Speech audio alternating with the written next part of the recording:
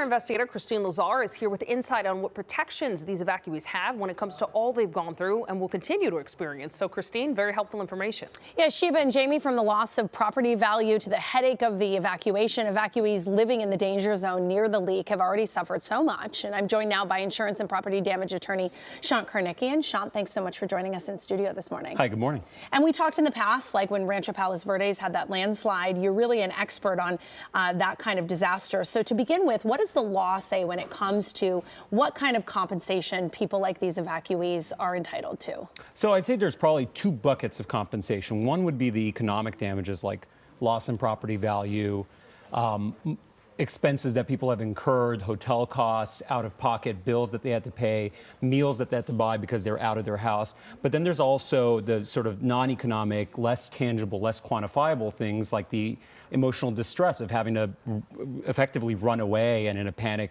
evacuate your home and be deprived of your home. And the loss of use of your home is another big bucket of those damages. So there's those two categories, and the class action is one way to pursue that. But class actions are usually brought on behalf of everyone that's in a similar situation. So over here would be all these residents that evacuated. And then there's another path as well, which is a mass tort, which are individual cases that are brought by people. And that one's probably better suited for individualized damages. Right now, given the circumstances, it's unclear which is going to be the more viable or appropriate path, but both of them are paths that can be pursued sort of at the same time in an event like this, and we often see that. We're talking about a very large group of people, 50,000 evacuees. So what kinds of settlements do you think maybe the city, regulators, and obviously the owners of this equipment themselves are going to face? I think the big target here is the company that ran this operation, and they're a big multinational company with enough to be able to satisfy probably billions in exposure. And what we've seen in the past, whether it's the East Palestine train derailment, the camp fires up north, the Maui fires in Hawaii, in big situations like this, there's usually some sort of large-scale settlement that's established. It could be in the hundreds of millions of dollars, or it could be north of $1 billion or multiple $1 billion. And I'm not saying that's the amount that it's going to be here, but it can be substantial. And that's one of the ways that compensation is sort of decided in these situations. A fund is established, and then it's doled out in a way that tries to measure the degree of harm that people suffered. In a situation like this, the way I can see it resolving, especially if it's through a class action, is to have the money set up where it's distributed by zones, someone that's closer, but also tied to how long somebody was out of the house. All of those kind of play into that. But there's, this can be a very high exposure type of case. And 50,000 people is not insignificant. That's more than the average American city. So we're talking about a lot of people here.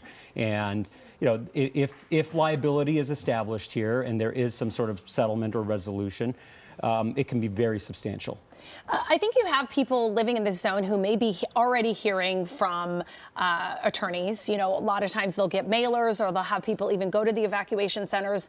And so they might wonder, what do I do? Do I talk to this attorney or that attorney? What do I sign? What do I not sign? Do you have any advice? Yeah, that's a really good question, because this is something that people get inundated with afterwards. I've personally started seeing ads, and some of these ads are from, lawyers that are car accident lawyers, and they might be great lawyers in that area. They might be some of the best in the state, but they've never done this. So one of the things I would strongly recommend is folks look at the experience that these lawyers have in doing these types of cases, mass disaster cases, whether it's in the insurance context after hurricanes or fires or earthquakes, or just handling large volume cases. The other thing I would tell people to watch out for, a red flag, is high pressure sales tactics, fancy marketing campaigns, ads, things like that. They should be careful, because some lawyers might see this as a way to make a quick buck, and that's not the reality. This requires a lot of coordination, a lot of hard work. We've investigated this, and we're kind of sitting tight and evaluating what the best option is here. But we saw over the weekend a lot of lawyers just jumping on this and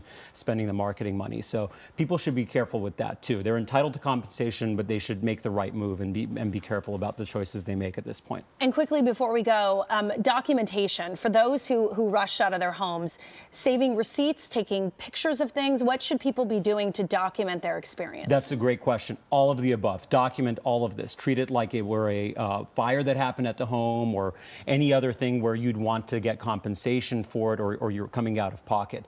Document where you went, when you went, why you went.